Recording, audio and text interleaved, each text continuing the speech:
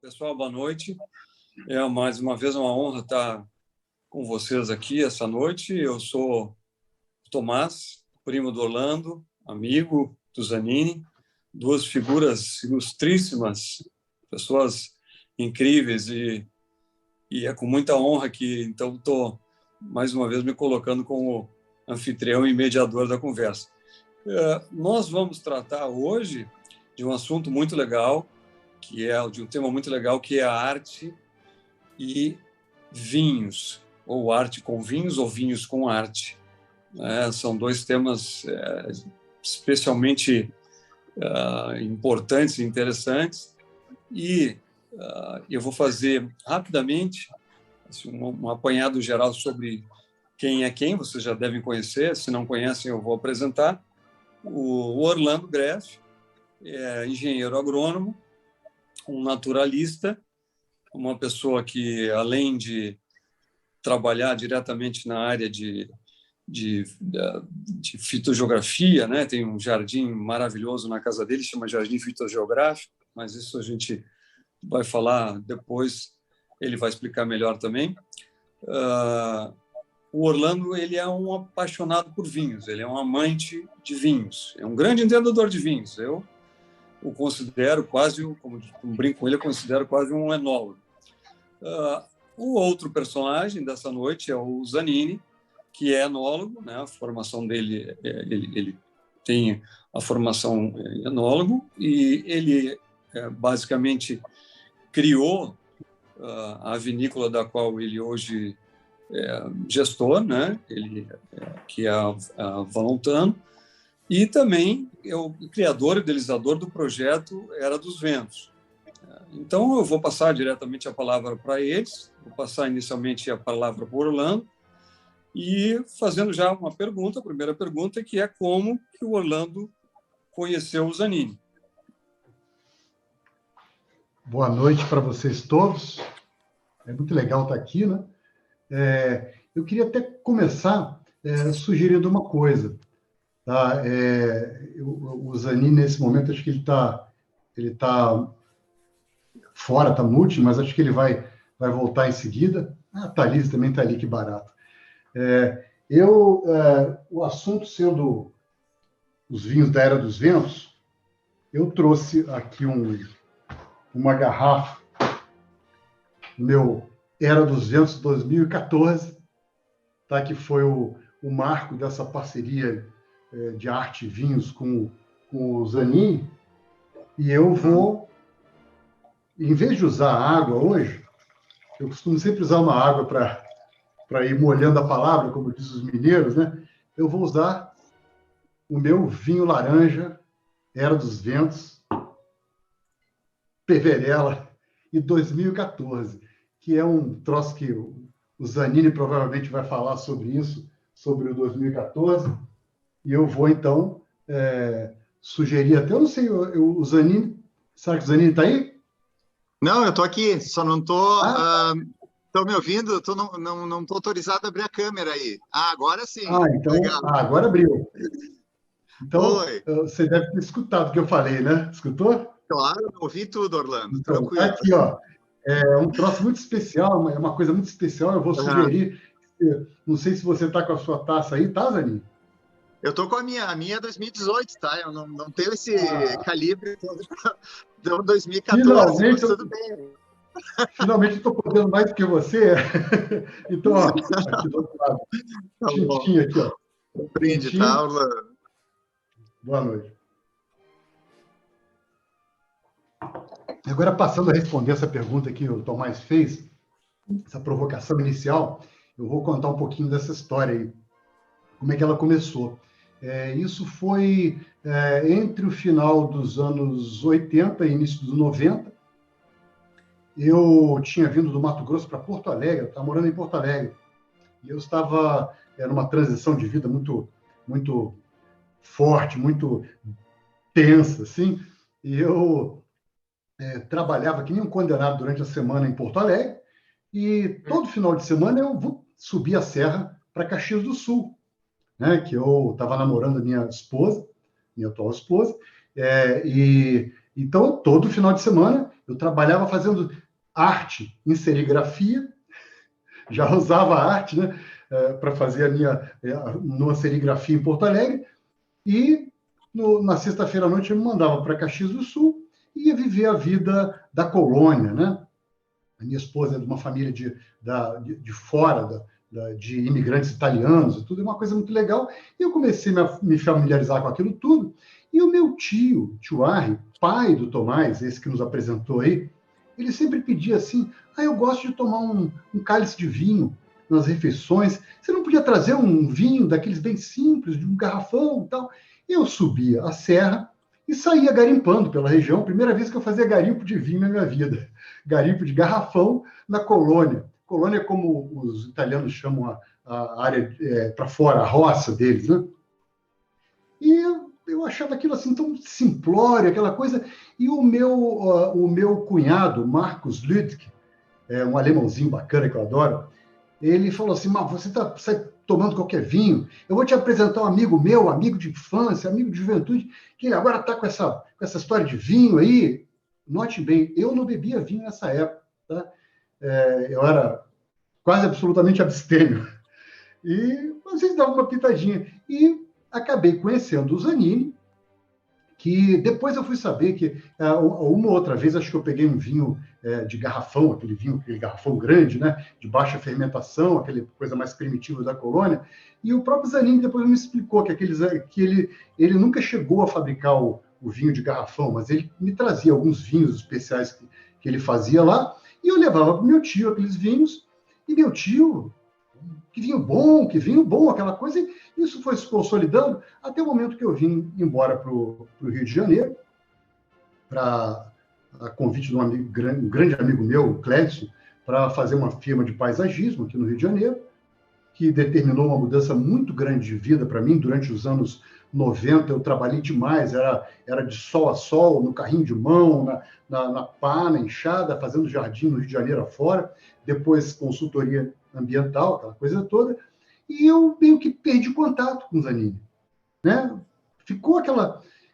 Quando depois eu voltei, alguns anos depois, é que a gente acabou se reencontrando, porque eu fiquei sabendo que o Zanini já estava fazendo vinhos na Valontano, já era uma outra situação. Então, eu já até gostaria de ouvir, porque eu não sei o que aconteceu com o Zanini nesses anos 90, eu não sei como é que se evoluiu, né? A gente sempre conversa tanto, eu nunca parei para fofocar, para perguntar, me conta, né? Eu nunca fiz isso. Eu acho que agora é a hora, perante essas poucas pessoas que estão nos assistindo, conta para a gente, Zanini, como é que foi essa tua entrada nos vinhos, como é que você se tornou o enólogo que você é hoje durante os anos 90? Assim, tá bom. Agora eu vou responder. Pois é, Orlando, foi eu acho que foi uma década assim de bastante mudanças também na minha vida, sabe? E tudo passou assim pela minha mulher, pela Thalise, né? A gente acabou se conhecendo. Eu trabalhava no Banco do Brasil, né? Também não tinha esse contato com o mundo do vinho. A minha família parou de fazer vinho lá em 1938, então eu perdi esse contato que a família, não sou aquele enólogo que vem com tradição familiar, né? Eu era um funcionário do Banco do Brasil e tal, e cursava administração de empresas aqui em Caxias, e aí que eu conheci a Thalise. E a Thalise, a família sim da Thalise, era toda ligada à terra, né? E a família do seu Laurindo, né? A vitivinicultura. E aí eu conheci a Thalise no curso de administração de empresas, foi ali que a gente começou a namorar e tal, e aí eu acabei me formando, né? A gente casou nesse período, né? Além de, né? Namoramos, casamos e tal, e aí nesse período é que surgiu a oportunidade de fazer um negócio lá no Vale dos Vinhedos, onde o projeto da Thalise era uma vinícola, o projeto de conclusão de curso de administração era o projeto da atual Valontano, né? E foi isso, então, que aconteceu. Eu acabei meio que assumindo esse projeto, né? Toda a família se envolveu em cima desse projeto da Thalise, e aí foi uma mudança na minha vida. Larguei banco, larguei tudo, né, Orlando? Foi o meu caminho de uma enxada, tá, Orlando? Fazendo uma analogia, eu fui lá começar do zero, né? Começar o que era reconversão de parreirais, né? O que era enologia, o que era viticultura. E aí comecei exatamente na década de 90. E aí a gente começou isso em 96, 97, e em 2000 estava fazendo o meu primeiro vinho. Basicamente foi essa a transformação, Orlando. Que espetáculo. Que espetáculo. Orlando, Então, deixa eu fazer mais uma pergunta aqui na sequência. Como vocês se distanciaram na década de 90, não é? Porque você voltou para o Rio de Janeiro e ficou fazendo suas atividades lá. Como foi que vocês se reencontraram depois desse período? Isso aí realmente foi uma época bastante dura, a minha volta para o Rio de Janeiro, né? Mas foi um grande aprendizado, e como eu falei para vocês, assim, eu realmente fiquei distante um pouco, eu não ia muito para o sul durante essa época.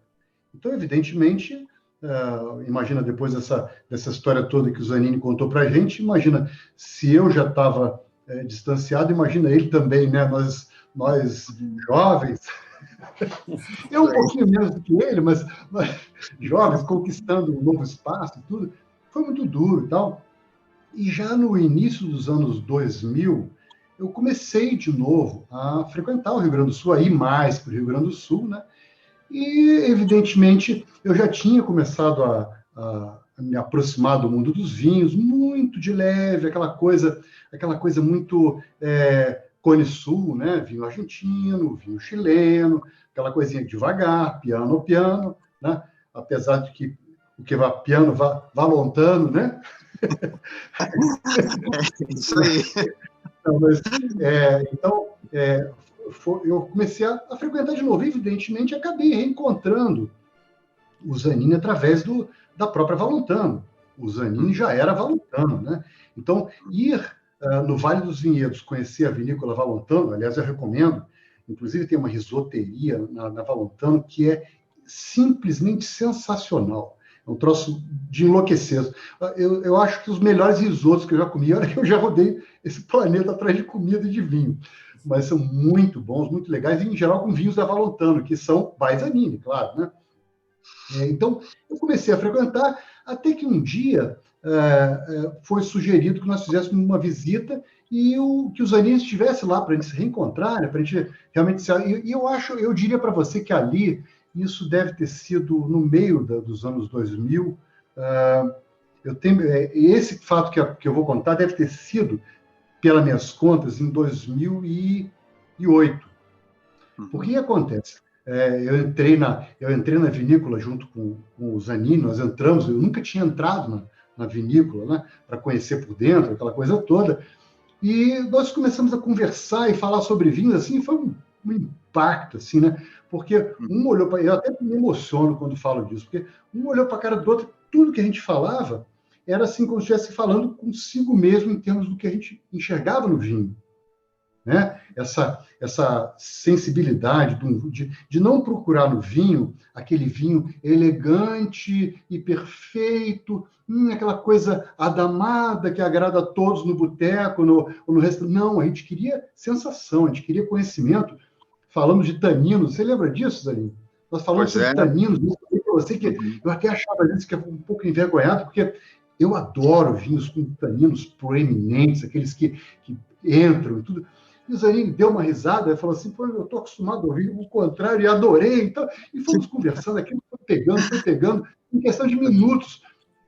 Até que a gente chegou num certo ponto da vinícola, ele olhou para mim e falou assim, vem aqui. Aí me levou para perto de um lugar que ele guardava umas garrafas, pegou uma garrafa, sem rótulo, sem nada.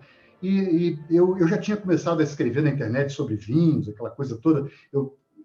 Faz muito tempo isso, mas já tinha começado a passar essas impressões. Ele me deu aquela garrafa de um vinho tinto, numa garrafa escura, sem rótulo, sem nada. Falou, Orlando, leva esse vinho, você não bebe ainda, guarda esse vinho, não bebe ainda, mas quando eu te disser que você pode beber, você bebe. Mas se você beber antes e sair publicando coisa, eu vou dizer que é mentira, que eu nunca te dei esse vinho. Eu como sou um cara cumpridor dos meus deveres, eu me segurei, fui lá e fiquei quietinho com aquela garrafa de vinho e continuamos. Aí saímos para jantar em Caxias, íamos no bistrô do Alex Ziguete, né, que era um barato, aquela coisa toda, mas a garrafa de vinho lá. Até que um dia eu estou aqui escrevendo na internet, daqui a pouco eu vejo, aparece lá uma publicação, nossa, colocando o Zanini lá no alto, na lua, com o seu novo vinho, Era dos Ventos. O vinho Era dos Ventos. Eu, poxa, caramba, que coisa, né? E aí, se eu não me engano, tinha sido a Roberta Sudibrac, que tinha dado um puta elogio pro vinho do Zanini, assim, falou, o melhor tinto do Brasil. E eu já... aí, só que no meio disso tudo começaram a pipocar os valores, né? Era um valor assim que para mim na época era uma coisa um pouquinho. Aí eu até escrevi em off para o Zanini e falei assim: pô, Zanini, que legal, né? Que bom saber. É pena que eu acho que eu não vou conseguir ter acesso a um vinho desse.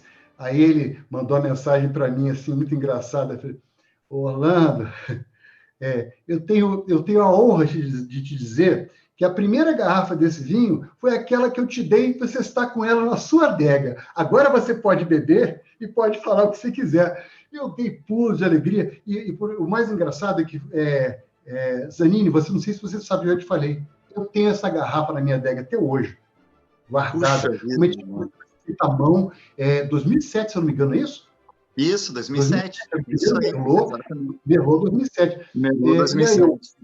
E aí eu fui para o Sul e o Zanini me convidou para a gente se reunir com a Thalise também, com o Alex, foi um monte, acho que o Marcos estava junto, o Marcos Ludwig também estava junto, um monte de gente. Fomos para o bistrô e o Zanini, então, me apresentou esse 2007, nós bebemos esse espetacular, sensacional, e eu guardei a minha garrafa e não bebi até hoje essa garrafa. E eu já falei, quem vai me dizer o que eu vou comer com essa garrafa, que eu vou harmonizar, vai ser a minha sommelier predileta, que é a Thalise. Não, aí tem que ser a Thalise. Agora, eu gostaria, sinceramente, eu acho que seria interessante ouvir o que você enxergou dessa experiência toda, porque, de repente, você nem vai lembrar disso. Pois não, é bom... Oi, Tomás, você ia falar alguma coisa? Não, eu estou curioso para ver a Thalise. Eu sei que ela está próxima, não é? Oi? Eu estou curioso para enxergar a Thalise. Eu sei que ela está próxima aí. A Thalise está por aí, sim. Mas... não, mas não aqui. Eu achei que ela estivesse do teu lado. Tá, só um pouquinho que ela está vindo agora. Tá? Porque eu sei que... Oi, Thalise! Minha sommelier, querida. Agora eu volto lá para a minha câmera. Eu sei que ela é parte imensa dessa inspiração toda. Isso aí. E hoje eu vou ficar na plateia, tá? Continuem aí. Só que tu vai ter que dar harmonização para a garrafa do Orlando depois. Né? Tá. Fico devendo. Por favor. Mas, deixa eu aproveitar. Eu não sei se o Orlando me permite fazer uma pergunta já relacionada a essa questão da Era dos Ventos, do lançamento do vinho, Orlando? Não, eu preferia que o Zanini contasse. Eu estou curioso, porque eu não sei se esse amor foi correspondido. Pois é, não, tanto que foi correspondido que o rótulo não saiu mais do Peverella, e daí a gente vai ter que continuar essa história aí, né, Orlando? Até chegar ali, né? Mas, não, o que eu queria falar, sim, claro, o PV... é incrível, porque assim, todo mundo acha que o Peverella foi o primeiro vinho da Era dos Ventos, né? E, na verdade, não foi esse o Merlot. A gente fez um Merlot e um Teróldego, né? Eu e a Thalise começamos, esses dois vinhos nós elaboramos, foram os dois primeiros vinhos que nós elaboramos, né? Aí, praticamente sozinho, entrou as crianças para ajudar a fazer a pizza e tal, né? Então, a Era dos Ventos começa ali, né? Começa não era numa necessidade, né? Mas era uma inspiração, né? De tentar fazer vinhos que um resgate, mais ou menos, que eu tive com o meu colega também, o Álvaro Escher, que também ajudou bastante nesse projeto, né? E então foi isso, foi bem no início que eu conheci o Orlando, então e me surpreendeu assim, Tomás, o quanto o Orlando tinha conhecimento de solo, de planta, sabe? De ter, que a gente pode chamar, né, do grande terroir brasileiro, vamos falar assim, se a gente pode dizer, né? Então, isso me chamou muito a atenção no Orlando, né? A sensibilidade que ele tinha com as plantas. E isso, eu disse, pô, tem no Brasil um cara assim, né? Que o Orlando, um cara que sai catalogando plantas aqui no Brasil, né? Puxa, ele tira dinheiro do próprio bolso para fazer as suas próprias viagens, né? É um amor incondicional pela natureza e tal. Isso me chamou muito atenção. Então, não foi assim, Orlando, sincerão, não foi a questão só do vinho, sabe? Foi realmente essa questão de sentir, porque eu acho que todo mundo que é apaixonado pela sua profissão, pelo que faz, eu acho que a outra pessoa também que é apaixonada, né, e pelo que faz, sente essa energia, essa vibração. Então foi isso que aconteceu comigo. Eu realmente me senti encantado, né, pela forma como tu desenhava, quando tu me presenteou com o livro, né, com uma dedicatória, inclusive, e isso me chamou muito a atenção, sabe? O quanto tu era apaixonado pela natureza, pelas plantas, e isso refletiu em mim também, que era aquilo que realmente eu fazia no mundo do vinho, sabe? A gente é inquieto, acho que a palavra que nos define é inquietude, sabe? Assim como o Tomás, na arte dele, também é assim, né? Então tem isso, eu acho que eu acho que foi essa empatia que teve, Orlando, foi em relação à paixão, sabe? Eu acho que é realmente pela tua paixão, na tua atividade, isso refletiu naquilo que eu sentia também, né? Eu ainda tenho uma coisa que eu vou contar aqui. Mais uma indiscrição aqui. Quando eu soube que a sua conquista com a sua maior inspiradora, que é a sua esposa, a Thalise, que é fonte disso tudo, tinha sido, em grande parte, devido à sua poesia, eu não sabia. Depois o Tomás vai falar, vai nos provocar alguma coisa com relação ao rótulo e tudo, e a poesia vai entrar nessa história. Mas quando eu soube que você era poeta, eu não sabia. Até então, até esse nosso encontro, eu não sabia que você era poeta. E eu fiquei, assim, simplesmente fascinado por aquilo, né? Porque quantos grandes amores eu tive na minha vida desenhando para elas, ou seja, arte, né? Poesia. E eu queria mostrar uma coisa aqui engraçada. Esse aqui é meu caderno de vinho. Você sabe que eu mantenho um caderno, que eu anoto tudo, né? Eu não sei se as pessoas vão conseguir enxergar, mas esses aqui são os filhos do Zanini, numa experiência, quando eram pequenos, agora são moços, já é tudo, pisando as uvas para fazer as primeiras experiências do Era dos Ventos, o que levaria ao Era dos Ventos. Eu achei muito bonito você falar do Álvaro também, do Álvaro Escher. Eu acho que é uma gratidão que tem que ter, porque é um camarada fantástico também. Uhum. Mas tudo isso aí foi uma coisa assim que criou, envolveu essa empatia toda. É um barato isso. Obrigado. Tomás, a palavra é sua. Zanini, se eu conheço bem Orlando, ele não tem só plantas catalogadas. Aliás, todas as plantas que existem na natureza, ele tem catalogadas. Ele deve ter catalogado todos os teus vinhos com as devidas uvas desde a primeira garrafa. Provavelmente ele não só catalogou, como ele as tem na adega dele. Não duvido disso, Tomás. E a capa ainda é um cacho de vinhos na Valontano. A capa do meu wine book. O teu book de vinhos, né?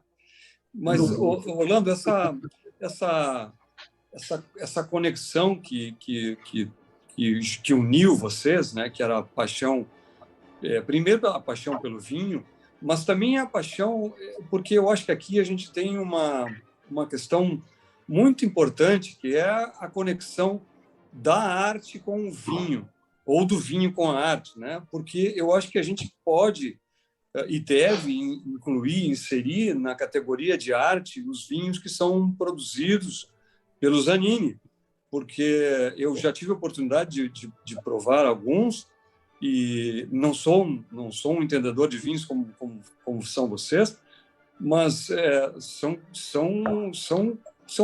arte, é como se a gente estivesse consumindo arte quando a gente bebe, não é?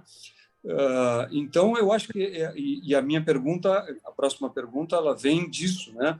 Dessa ligação inicial de vocês que foi a paixão pelo vinho, mas como que houve aí uma união dessas vertentes, né? Da tua linha de experiência, teu aprendizado, teu conhecimento artístico, inclusive, com o Zanini para feitura de um rótulo que foi o rótulo que estampou a primeira edição, se não me engano, em 2014, da Era dos Ventos, não é isso? É isso aí. Essa parte, então, para mim, é o ponto alto dessa história toda, né? Porque eu tenho um costume, isso tudo que o Zanini falou, né? Aliás, esse dia nós estávamos vendo uma live que o Zanini fez com a Roberta Sudbrack, e eu fiquei assim fascinado, porque eu vi os dois falando exatamente da questão do terroir, né? O terroir é tudo, né? O terroir é uma coisa que está na pessoa que faz o vinho, está nas plantas que estão no vinhedo, está no solo, e está na arte, está em tudo, tá? Ele não é só uma vertente de solos voltada para o sol do dia tal e solos tipo tal. Não é isso, um clima tal, não é só isso. O terroir é tudo, né? O terroir funciona, inclusive, como a Roberta falou naquele dia, até para a costelinha de porco que ela compra para fazer no restaurante dela, o Pássaro Verde, que é um barato, né? Um espetáculo, é um case também. Então, para mim, o terroir tem tudo isso.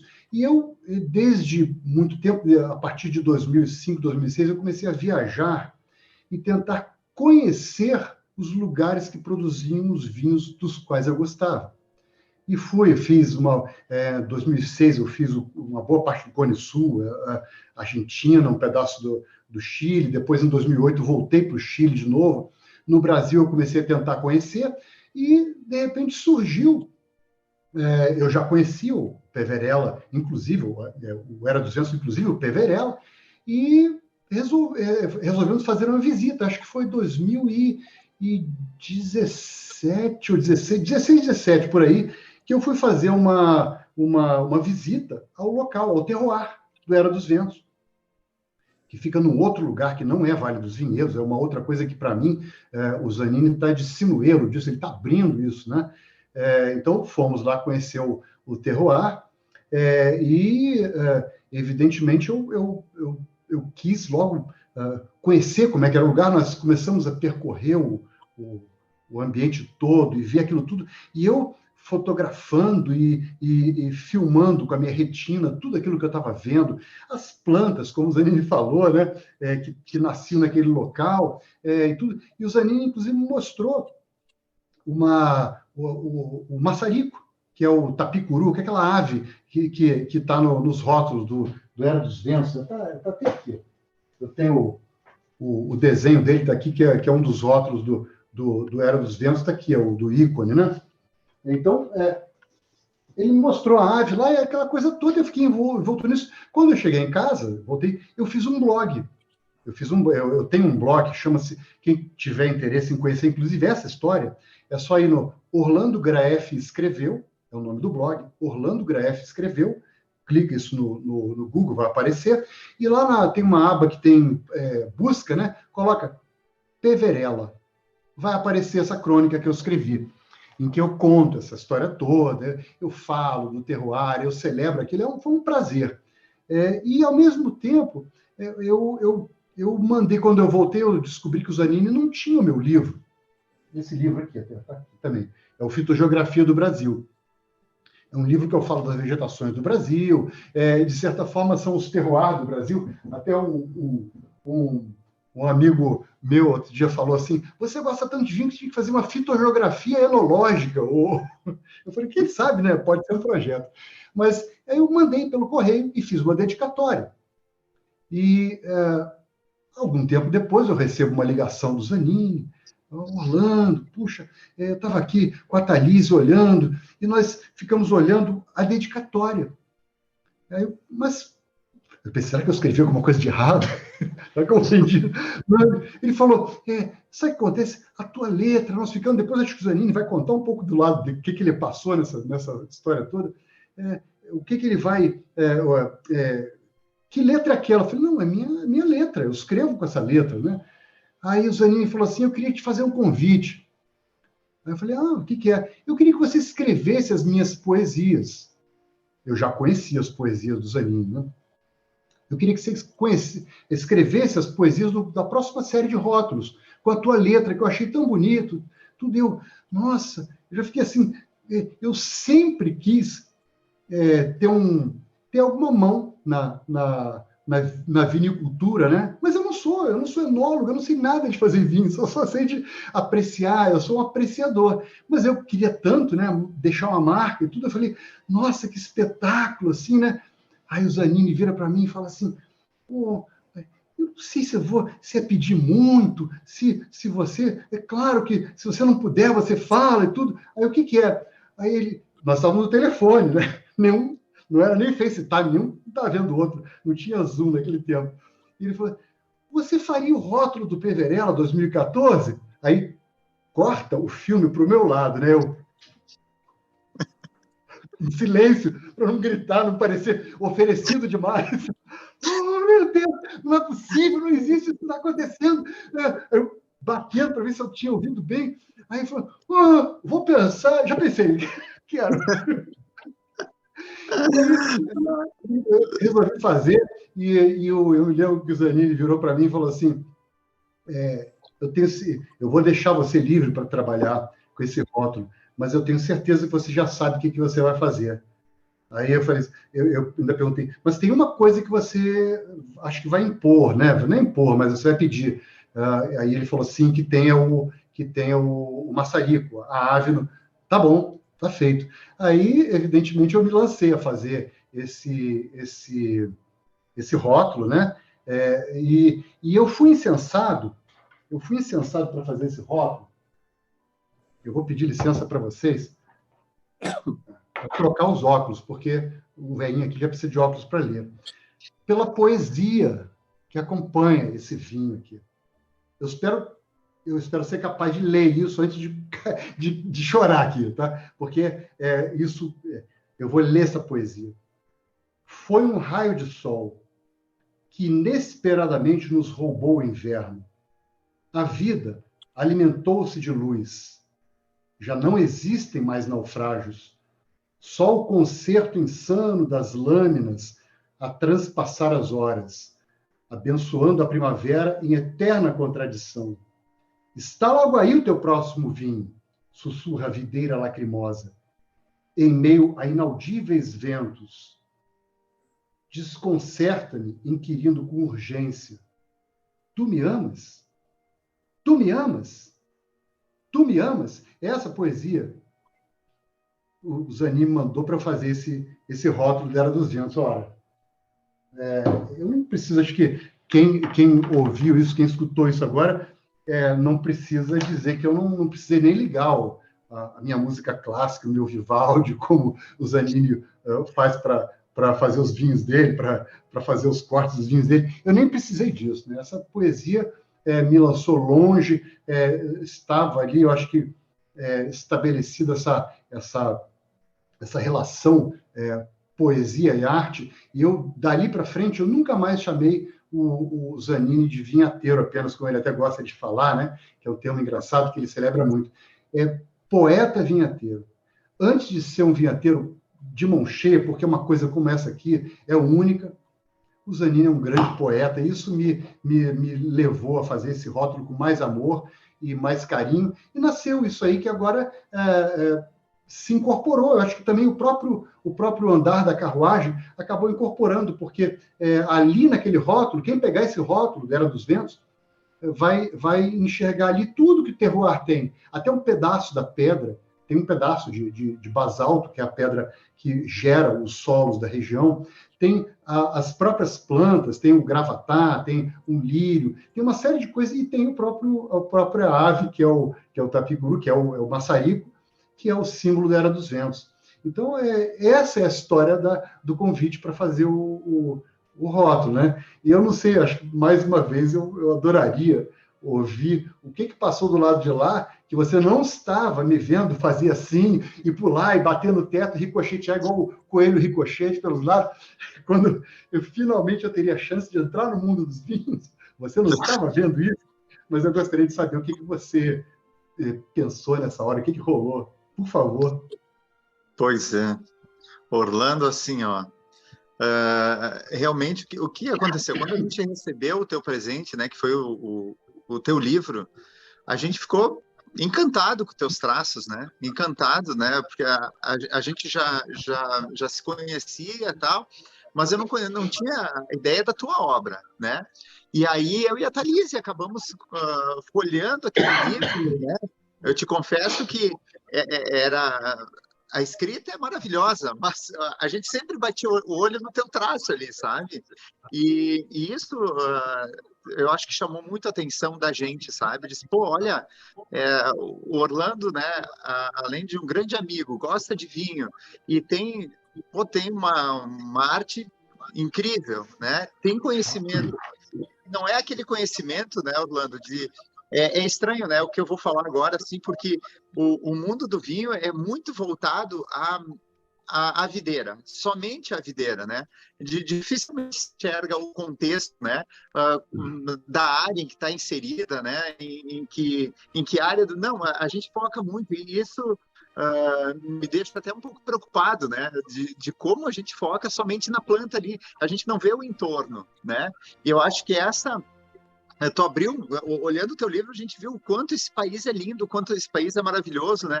O quanto a diversidade é importante e tudo que tu catalogou ali de diversidade, né? De plantas, né? Em vários solos brasileiros e tal. Isso chamou muito a atenção. Pô, tu poder expressar, né, o nosso pequeno lugarzinho ali onde a gente faz o vinho seria fantástico para a gente, né? Então foi isso, eu mostrei para a Thalys, assim, a gente não teve dúvida. Quando a gente pegou, ele disse, não, a gente vai convidar o Orlando para fazer esse novo rótulo, né?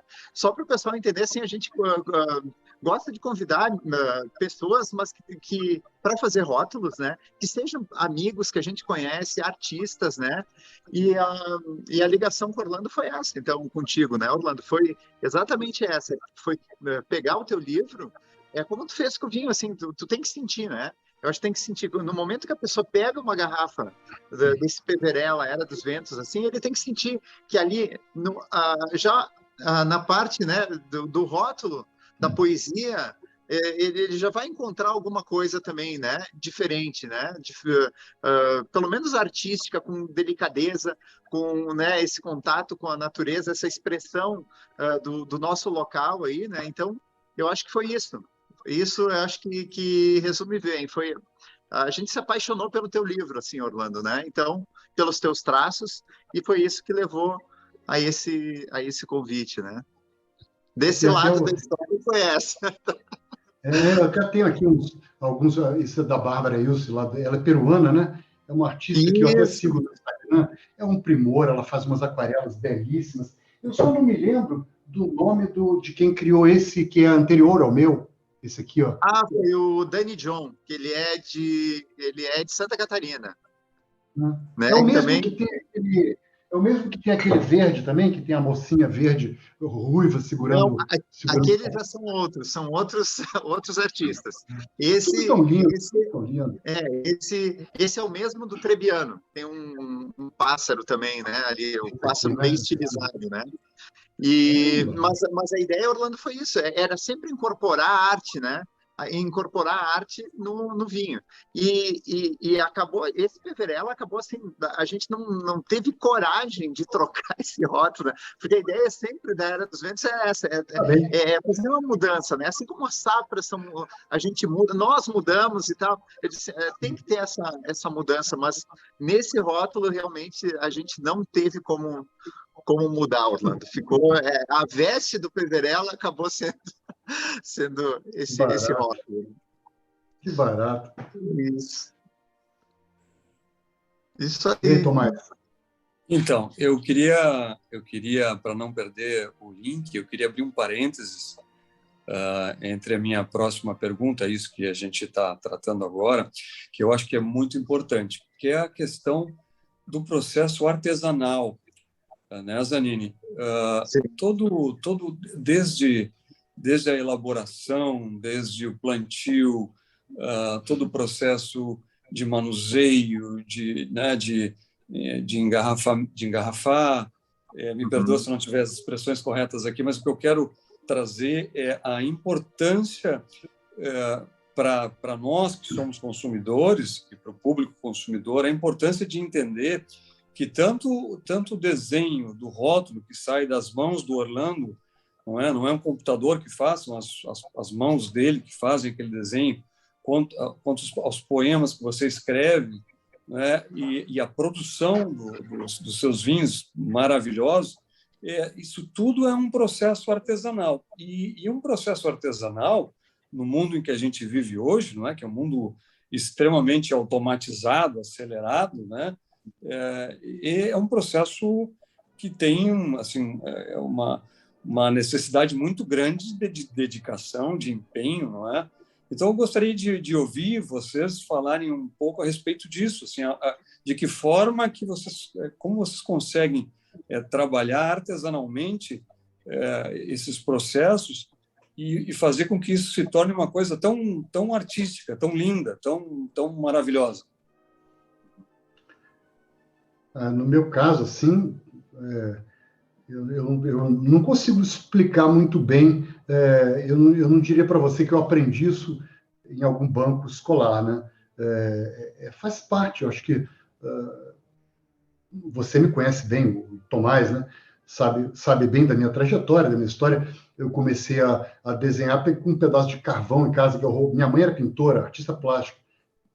Talvez isso explique a habilidade manual em si, mas o fato de ser artista, de pegar aquilo, pegar essa mão que tem alguma habilidade e transformar em realização, foi assim, um cotoquinho, eu era um trocinho desse tamaninho, e eu roubei um pedacinho de carvão, minha mãe fazia uns desenhos a carvão também, e eu fui na parede e comecei a desenhar formas na parede. E a minha mãe, é pena que ela não guardou isso, ou se perdeu com o tempo, ela foi lá, depois guardou aquilo, porque ela achou que tinha uma parte do que eu queria dizer, naquela coisa, enfim, o início de trajetória artística ali. E dali para frente, Tomás, inclusive eu escutei de você uma vez uma definição, porque o Tomás também é artista, né? É bom que a gente tenha isso em mente. Quem está nos provocando, quem está nos entrevistando, é um artista também. E ele compreende muito bem, nós crescemos juntos nisso, né? O Tomás uma vez me falou um dito que eu costumo incorporar tudo que eu faço, que a arte é um meio essencial à realização de qualquer tarefa, né? Isso seria de São Tomás Aquino, né? Segundo consta. Então, eu há pouco tempo, até já depois de ter feito o rótulo, eu fui convidado, até por força do livro, dos 2 livros já, que são todos, eu uso arte para figurar a natureza e tudo, eu fui convidado a ser um dos expositores num workshop no Laboratório de Solos da Universidade Federal do Rio de Janeiro, no Fundão, no Instituto de Geografia, e de um grande movimento que está tentando restabelecer a arte na ciência. Então, estão percebendo que ela é fundamental para fazer ciência também. E eu fui lá, expliquei isso longamente, usei exemplos, eu teria milhares de exemplos para falar para vocês aqui, não é o caso hoje, acho que eu não quero também tomar demais o tempo do pessoal que está assistindo e tomar o espaço. Mas a até para fazer minha agricultura, até para fazer meu paisagismo e minha consultoria ambiental, eu sempre usei arte. Se eu não tivesse inspiração, se eu não tivesse arte, eu não fazia. E assim prossegue. Aí acho que eu só posso acreditar que para o Zanini seja algo muito parecido. Eu queria ouvir do Zanini como é que é a poesia e a arte da...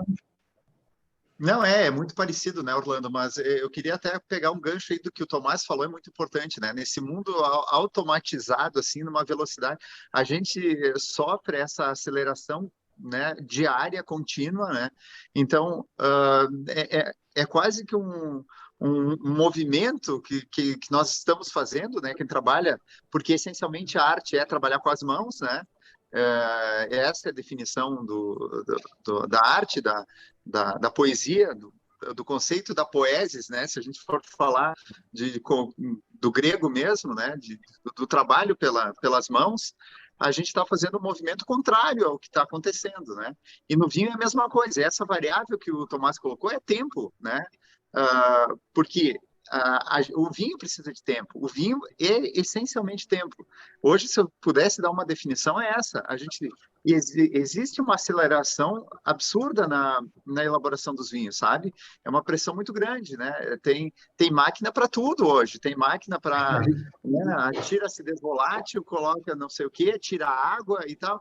E não é isso. Para mim, não é perde totalmente significado se eu não tiver presente em cada processo ali, né? Claro que alguns a gente mecaniza, mas aí eu sempre falo, a gente tem que priorizar a técnica, não a tecnologia. A tecnologia tem que ser o meio para tu expressar a tua técnica, né? Então, obviamente que com o passar do tempo, né, e com a idade, a gente vai precisando da tecnologia. Isso a gente não tem como negar, né? Mas a gente não pode perder a essência, né? Então, o vinho tem que ter aquele tempo, né? Então, a gente não abre mão da colheita manual, a gente não abre mão né? A gente não usa máquina para colher, a gente não usa esse maquinário. São os maquinários que nós usamos, é o essencial para se fazer o vinho, sabe? Que no caso da Era dos Ventos, é um desengace, e parcial ainda, né? Porque a gente usa muita uva inteira nesse processo. Então, eu acho que se aproxima muito disso, né? A gente não perder, no meu caso, claro, a poesia é arte, né? Então, eu acho que é não perder a poesia, né? Em cada etapa do ciclo vegetativo, no caso do campo, da videira, e no caso da elaboração do vinho, é isso, é não querer acelerar o processo, né? A gente viu ali na década de 90, né? Aí, até um pouco antes disso, querer acelerar processos, microoxigenação, né? Tentar fazer com que o vinho fique pronto o mais rápido possível para que se consuma, para que na outra safra... E assim, essa aceleração, para mim, não cabe no mundo do vinho, né? Se esse tipo de produto é vinho, o que eu faço não é vinho. Então, eu acho que fica bem, bem claro para a gente, né, Orlando? E Tomás também, puxa, vocês têm que conhecer o trabalho do Tomás, né? O uso das mãos, assim, com a madeira, que é impressionante, né, Tomás? Então é isso, para mim é indissociável a arte, indissociável a poesia ao vinho, né? Ao mundo do vinho. Nós agradecemos. Perfeito, Então, Tomás. Zanini e Orlando, e quem nos ouve, a gente hoje vive um paradoxo, não é? Onde a gente precisa, o número de habitantes desse pequeno planeta cresce rapidamente, o consumo também, e é um paradoxo em que a gente precisa desacelerar para poder continuar vivo, não é? Então, esses processos manuais e artesanais e mais orgânicos, vamos chamar dessa forma, eles são extremamente importantes. Muito bem, a próxima pergunta ela faz referência ao ano de 2014, onde se sabe que naquele ano se quebrou, não tem que se quebrar no paradigma, mas foi um ano em que foi introduzida, a vinificação foi introduzida aos barris de IP. E, se não me engano, foi nesse ano em que o Orlando fez o rótulo, o primeiro rótulo, não foi, Orlando? Foi sim. Eu me lembro quando eu fui fazer essa visita lá. Oi? Não, desculpe, eu deu me lembro um delayzinho. Tá? Quando eu fui fazer essa visita lá no terroir Era dos Ventos, nós fomos percorrendo os barris, né? Do jeito que o Zanini falou, barril por barril, Zanini ia lá e tirando uma amostra, a gente provava, e a gente se levava naquilo, a gente se envolvia, né? E, em um certo momento, o Zanini tirou uma amostra desse 2014, de dentro eram 2 barris grandes, assim, grandes que eu digo, pegava-se com as mãos, assim, mas eram maiores do que um barril de 200, era um barril, assim, talvez 400, o Zanini vai falar melhor sobre isso. E ele tirou, colocou na taça, nós sentimos aquilo, quando eu já levei ao nariz e senti, eu já senti alguma coisa familiar naquilo ali. O Peverella, de um modo geral, sempre me trouxe uma neurolinguística estranha que até hoje eu não desvendei, eu não consigo desvendar. Estou achando melhor nem desvendar, que me remete a alguma coisa muito do passado, uma coisa muito legal, uma coisa muito mágica, que me envolve, tá? Então, esse especificamente, 2014, ele me remeteu a uma coisa um pouco mais forte, mais densa. E o Zanini me contou que ele tinha conseguido uma velha carroça ou algum equipamento agrícola que era feito de IP, o antigo IP. Ele mandou desdobrar aquilo, fazer as barricas de IP e se lançou a fazer o vinho, a fermentação prolongada dentro do barril de IP. Aí eu acordei para aquilo e falei para o Zanini, eu estou bebendo o Centro-Oeste, eu estou bebendo o Mato Grosso, eu estou bebendo a minha memória afetiva com um lugar que eu passei os primeiros 10 anos da minha carreira, né, de agrônomo, trabalhando, fazendo América lá no Mato Grosso, e que o IP ainda era as carrocerias dos caminhões eram de IP, os currais eram de IP, as portas, tudo era IP. É uma pena, inclusive, que isso tenha sido usado numa coisa tão assim trivial e que o IP tenha se tornado uma madeira muito rara hoje em dia. Mas eu senti aquilo e aquilo nunca mais saiu de mim. Então, eu digo para você, eu tenho poucas garrafas do 2014 que ficaram da partida inicial que eu recebi, e hoje eu resolvi abrir uma para homenagear isso, porque é simplesmente sensacional. Essa ideia de usar o IP foi um divisor de águas, e depois não fui eu, mas foram os críticos de vinho, os entendidos de vinho, trouxeram à luz a natureza desse processo, que o Zanini foi o único até agora a usar o IP nessa vinificação, como isso se tornou um diferencial, um divisor de águas, né? Então, para mim, eu acho que o fato de eu ter sido o autor do rótulo 2014 e desse rótulo 2014 ter trazido aquela poesia que eu li para vocês, e ainda por cima ser aquele vinho que marcou a minha visita, aquilo para mim foi perfeito, né? Eu não sei, eu estou vendo que o Zanini, eu não sei se ele está enfrentando algum problema, que está mudo, mas acho que seria tão interessante ouvir do Zanini o que ele tem a dizer sobre essa vinificação, não sei. Eu acho que enquanto o Zanini não volta, a gente poderia olhar, eu acho que podíamos pedir para o Gui, para ele mostrar para a gente esse rótulo, né? Eu acho que ele está na apresentação. O Zanini, só para avisar, Orlando, o Zanini caiu momentaneamente, estou esperando ele retornar. E eu já vou entrar aqui, então, com o rótulo, né? Vou fazer aqui a apresentação. O que você acha, Orlando? Ele pode entrar com o rótulo para a gente dar uma olhada? Sim, acho interessante. Enquanto porque a gente é uma coisa bacana, né? Uma história bacana. Isso. Tá, vou entrar aqui. Eu acho que o Orlando pode ir explicando, pode ir falando para a gente como é que ele, como é que ele fez esse rótulo, que é maravilhoso. Sim. A gente vai entrar agora aqui. Alguém já está vendo? Eu não estou ainda. Aí, não, mas acho que tem mais. Nós temos mais frente. Ali estão os rótulos, né? Eu acho que seria o último slide no slide número 5, você tem as garrafas com os rótulos. Isso. Aqui, ó, vocês estão vendo? Tá bom, dá para ver por aqui, sim. Dá para ver. Eu vou... Esse aí sou eu, o Zanini com os Peverella dele. né? Eu tenho, inclusive, até para mostrar para vocês, eu tinha trazido esse rótulo. Aqui está o desenho. Aí sim, Né? aí sim. Um dos planos do regressou. Zanini, se eu não vou dar muito spoiler, eu sei que existe um plano na vida do Zanini que é fazer um museu relacionado a esse tipo de vinificação que ele faz, né? E eu já falei para ele que esses rótulos todos vão ficar para esse museu, porque eu não vendo, eu não troco, né? E vocês podem ver aí à esquerda de vocês está o Peverello 2014, ali, tá vendo? A garrafa da esquerda. Uhum. Isso foi uma vertical de anos que nós fizemos aqui na nossa casa uma vez, e tá ali o da esquerda é o 2014, depois tem o 15, 16, e isso ali o cacho, vocês estão vendo ali, é o cacho de uvas Peverello, ele tem uma pintinha, como fosse umas manchas de pólvora, né? Até alguém explicou esses dias que aquilo ali atribuiria uma certa semelhança com uma pimenta, né?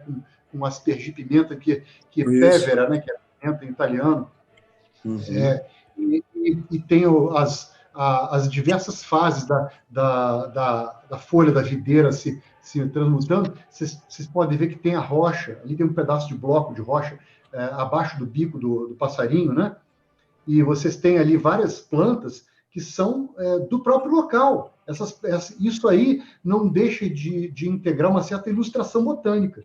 Isso ali você tem ilustração botânica não só da uva, do cacho, como tem também das próprias plantas que ocorrem naquele lugar, com um efeito biodinâmico que o Zanini atribui ao terroir dele.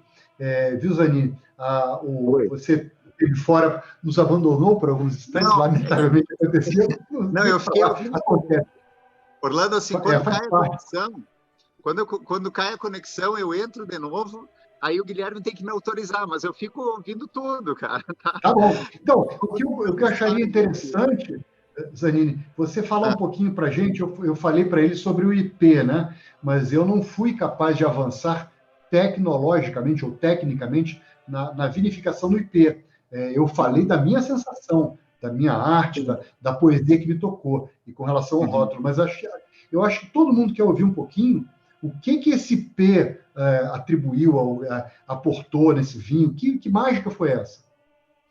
Pois é, Orlando, em primeiro lugar, o IP surgiu de uma forma bem inusitada, até vou contar essa história, né? Esse IP era a escada da minha casa.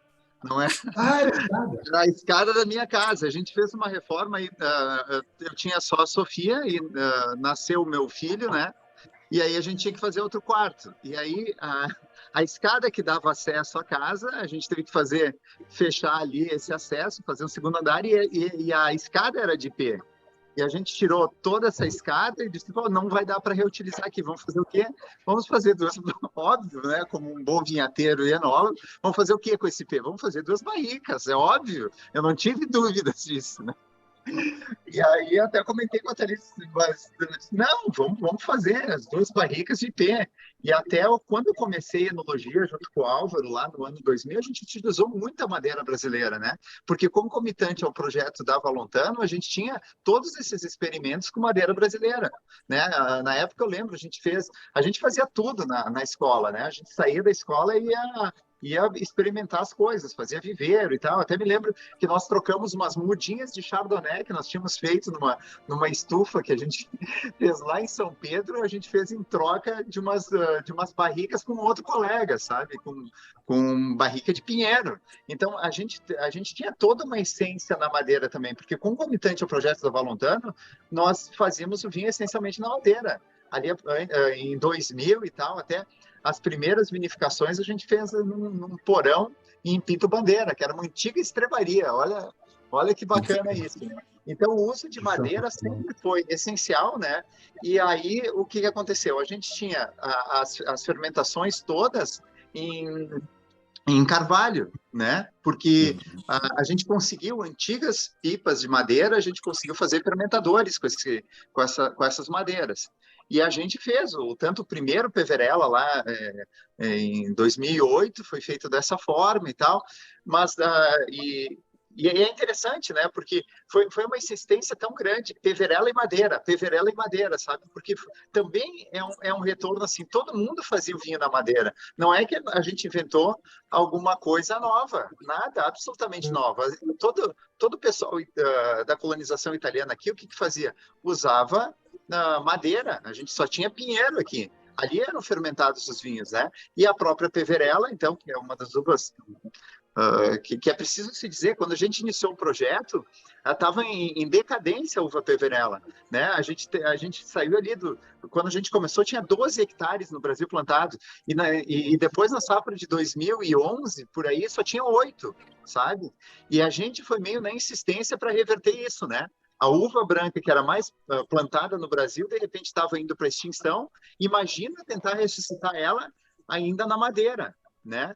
E aí é importante que se diga assim, foi uma insistência, mas assim, de cara, o Peverella e madeira sempre, independente do IP agora, né? Estou falando em termos do Peverella feito na madeira, a nossa primeira safra em 2008, quando o Jonathan Oster leva esse vinho para Paris, todo mundo fica assim, fica estupefato como é que no Brasil se fazia um vinho, primeiro, macerado, né, que não era uma técnica comum de se usar uva branca, né, fermentado na madeira, né, aí saiu lá o melhor vinho branco da América Latina.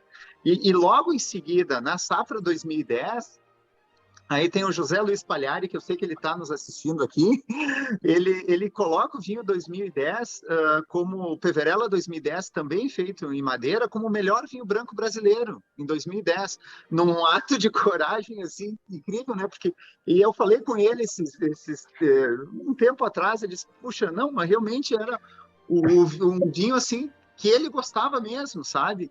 E aí, então foi assim, foram 2 começos muito bons pro Peverella, que foi importante para nos dar ânimo para continuar, sabe? Eu acho que sem essas duas, claro, não que a gente estava esperando alguma avaliação, pô, mas como é importante, né, as pessoas que conhecem vinho, olha a importância que foi isso, né, para depois chegar num estágio assim, em 2014, dizer, opa, na madeira funciona, agora vamos fazer no IP, né, e o resultado foi fantástico, porque além do carvalho tem toda essa porosidade, né? A madeira do carvalho e tal, e o IP não. O IP é praticamente um vidro, né?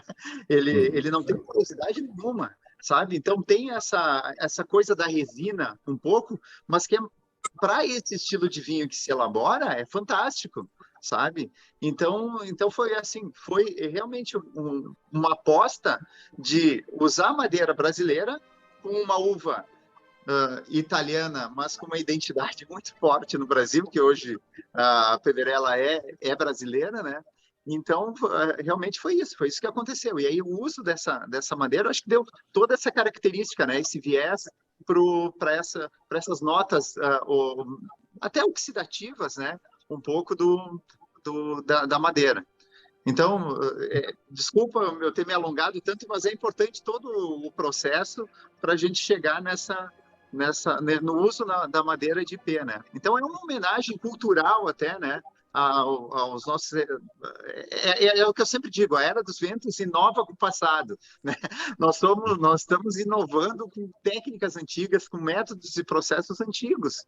É isso, né? Então esse é um deles, né? O retorno para a madeira brasileira. Mas nem todas se adaptam. É importante que se fale, né, Tomás? Mas isso é um assunto para uma live inteira. Ponto alto da live.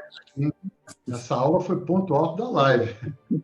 Desbordou. E reconhecidamente um dos melhores vinhos do mundo, não é, Zani? Poxa, eu gosto muito, né? Mas aí depende, né, de cada gosto, né, Tomás? Você está sendo modesto. É um dos melhores vinhos do mundo, com certeza. Sem dúvida. Tá bom, obrigado.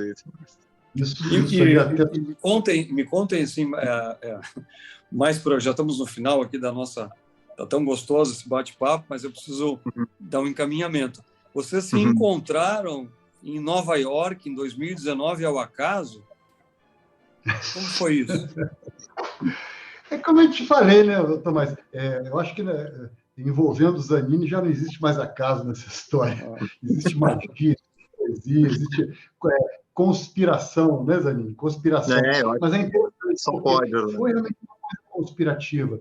Porque eu estava voltando da costa oeste, mais precisamente do Vale do Rio Colômbia, no estado de Washington, noroeste, nos Estados Unidos, de um grande sonho que eu tinha de conhecer pessoalmente um terroir, né? Que era do Red Mountain, né? Montanha Vermelha, onde é feito um dos vinhos, para mim, que eu reputo como os melhores tintos aqui do Novo Mundo, de Américas, né?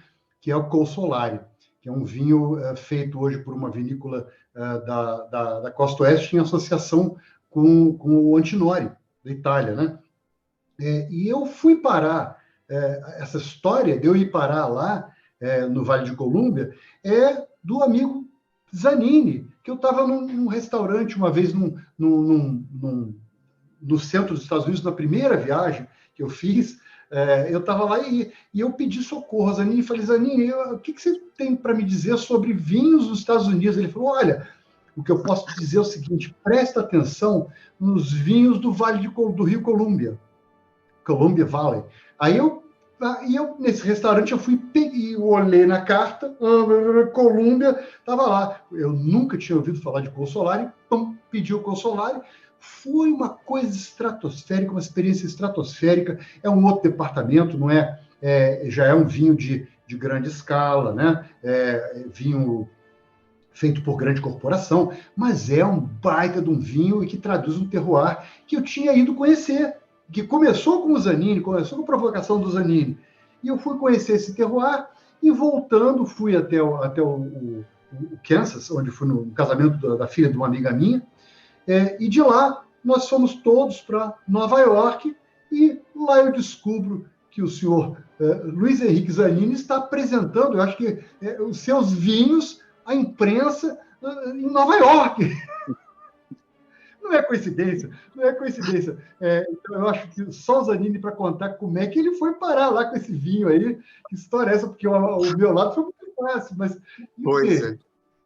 Eu vou tentar resumir bastante, Orlando, né, mas eu concordo contigo, acho que não tem coincidência, porque quando a gente chegou lá e a Thalise estava comigo, né, a gente estava olhando, não, o Orlando está aqui pelas redes sociais, não é possível, como assim o Orlando está aqui, né, em Nova York? Ele disse, não, ele está aqui e tal, e estava com a família e tal. Aí o que aconteceu, Orlando? Aí foi eleito, né, pelo Guia Descorteados, o SP Verella foi eleito o melhor vinho brasileiro, né? De todos os vinhos, foi uma coisa incrível, né? Porque assim ele ficou acima de todos os espumantes, todos os vinhos brancos, todos os tintos produzidos no Brasil. Quer dizer, ele ficou... É difícil isso, porque mais ou menos as pontuações, assim, né, no guia, mais ou menos se equilibram, se equivalem, né? Os ditos melhores, né? E eu não sou muito assim dessa coisa também de pontuação, tal. Tudo bem, isso diz que o teu vinho está no caminho, né? Como eu falei, teve algumas avaliações anteriores, mas todas são legais e importantes. E essa sim, pô, daí o Patrício Tapia faz uma apresentação em Nova York e convida 6 ou 7 vinícolas representativas do guia inteiro. Pô, quem vê o Guia Descorteado sabe o quantos vinhos tem aí, os melhores vinhos sul-americanos, pelo menos, né, o que ele acha, que é uma opinião pessoal dele, né? E aí ele nos convida para apresentar em Nova York o Peverella. E aí foi incrível, porque a gente está lá no momento mágico e o cara que faz o rótulo do vinho tá lá em Nova York, cara, uma oportunidade única, né, de a gente estar apresentando vinho para toda a imprensa lá, né, dos Estados Unidos, né, gente de todo lugar, assim, aquela sala lotada, cara, e eu disse para a Thalise, é surreal isso, né, a gente vai acabar a apresentação, a gente vai encontrar o Orlando, cara, que fez o rótulo, né, e a gente pô, daí a gente celebrou, né, esse encontro que realmente é uma daquelas coincidências, Tomás, né, que tu fica te perguntando, né, como é que pode ter nada combinado, né, assim, as idas esporádicas que eu vou, né, nos Estados Unidos eu fui 3 ou 4 vezes, assim, e aí justamente, né, aconteceu esse encontro, Tomás. Então foi legal. Terminou É no incrível rooftop no essa distrito. convergência, essa conexão quase cósmica que une vocês e agora parece estar unindo a mim também. E trazendo agora para os dias atuais, eu queria perguntar ao Orlando. Tomás, Orlando, ouvindo? Me escuta aí? Tomás, oi? Só para dizer que terminou num rooftop do distrito financeiro de Manhattan, todo mundo tomando peverela, 2017? Era isso? 17 foi. 17. Lançaram as ações de Wall Street. Pode assumir o timão. Pode assumir o timão. Então. Fizeram o lançamento das ações da vinícola lá em Nova York.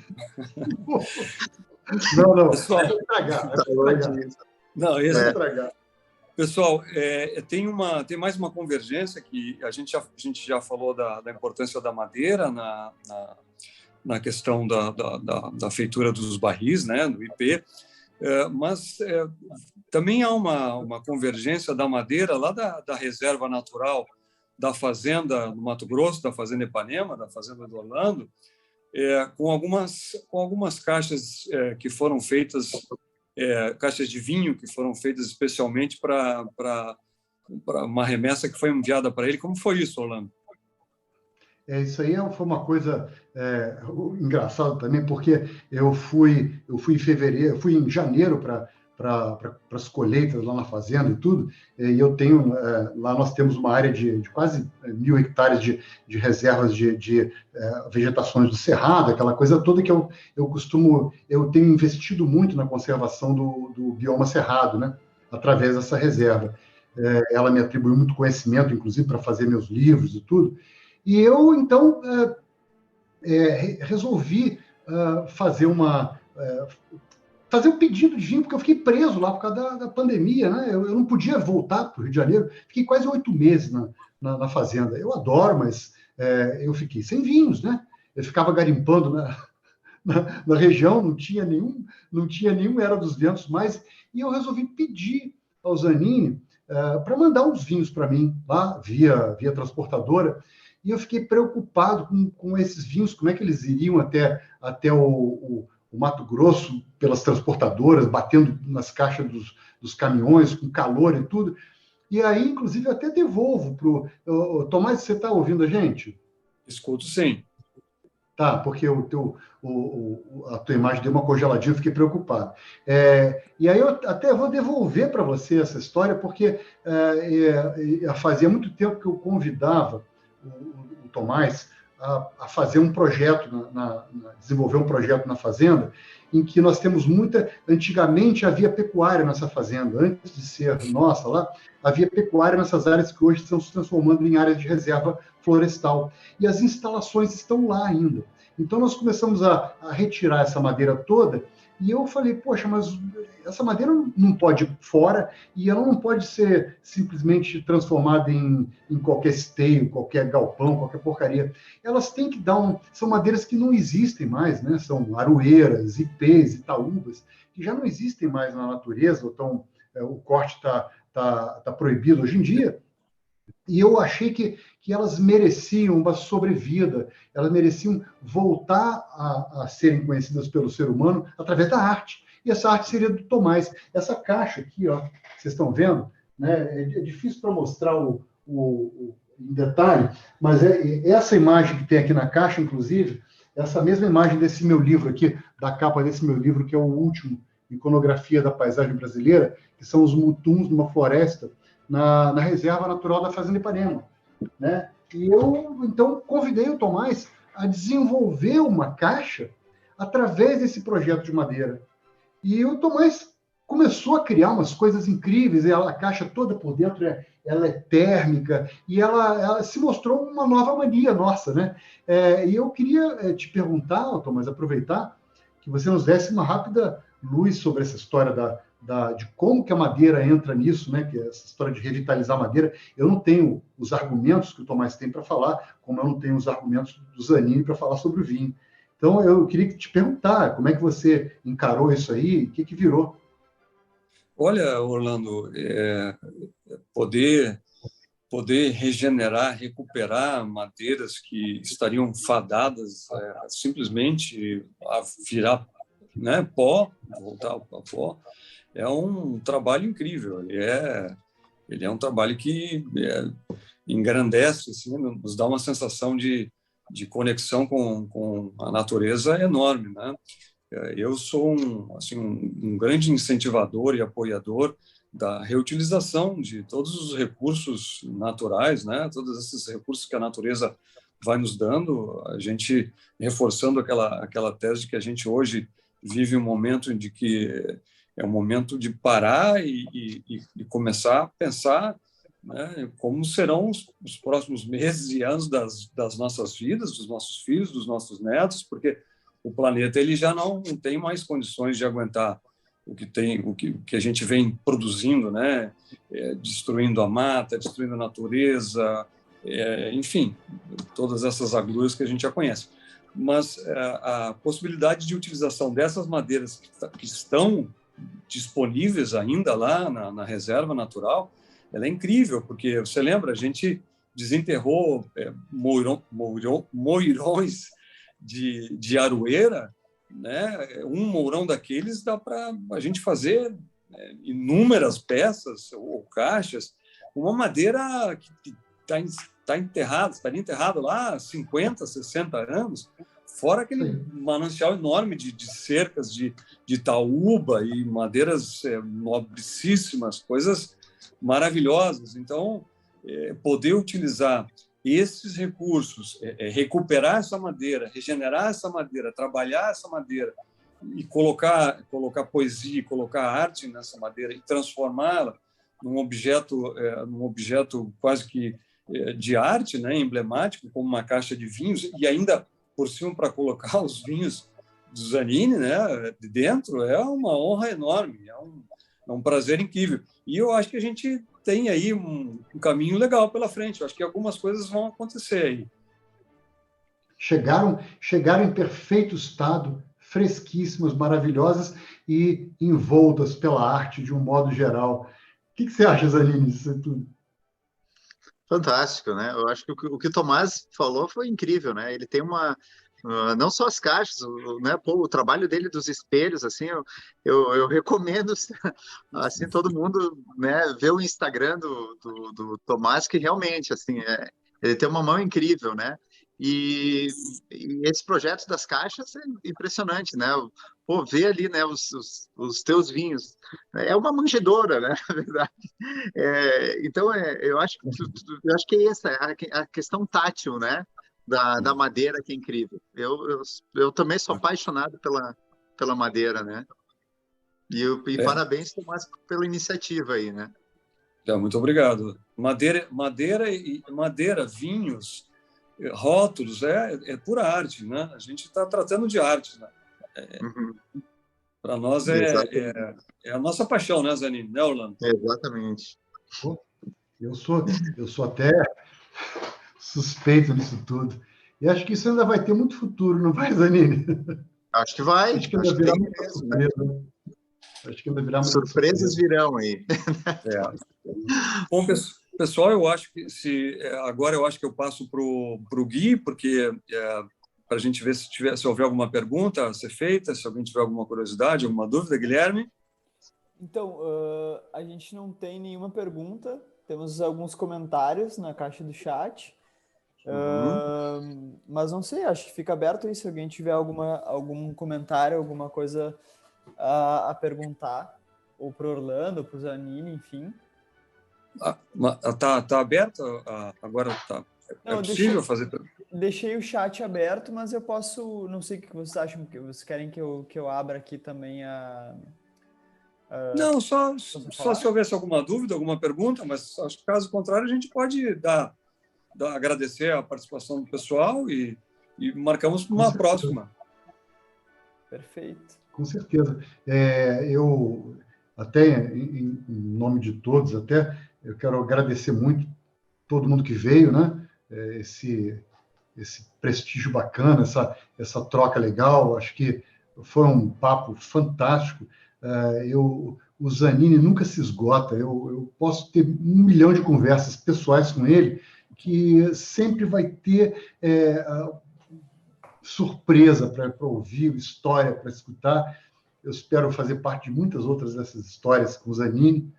Acho que tem que agradecer a Deus por ter merecido isso daí. O Tomás também quero agradecer, porque você é um cara que é referencial para mim e tem sido um grande companheiro nessa luta pelo desenvolvimento da arte no nosso trabalho. E deixo aqui meu boa noite e passo a palavra para o Zanini agora para dar o Também. seu tchau. Agradeço também, de coração. Não, também agradeço muito a oportunidade, assim, né, de encontrar. Isso que foi uma conversa de amigos, né? Então, isso aqui é bacana, né? Então, obrigado. Acho que o Orlando falou tudo isso aí. Eu assino junto com ele, né? Foi uma grande. É sempre um aprendizado, né? A gente trocar ideias é sempre legal, né? E ainda mais assim com a arte do Orlando, né? Nos rótulos, pode ter certeza que muitos outros rótulos virão, né, Orlando? Com certeza. Vamos fazer força para boas surpresas. E obrigado, Tomás, aí pela mediação, tá? Imagina, eu que agradeço. Um grande abraço para vocês e para quem nos ouve aí. Uma boa noite. Boa noite. Também, Guilherme, muito obrigado. Obrigado, Guilherme. Valeu, gente. Obrigado, Gui. Boa noite. Obrigadão, boa noite. Boa noite. Tchau. Tchau.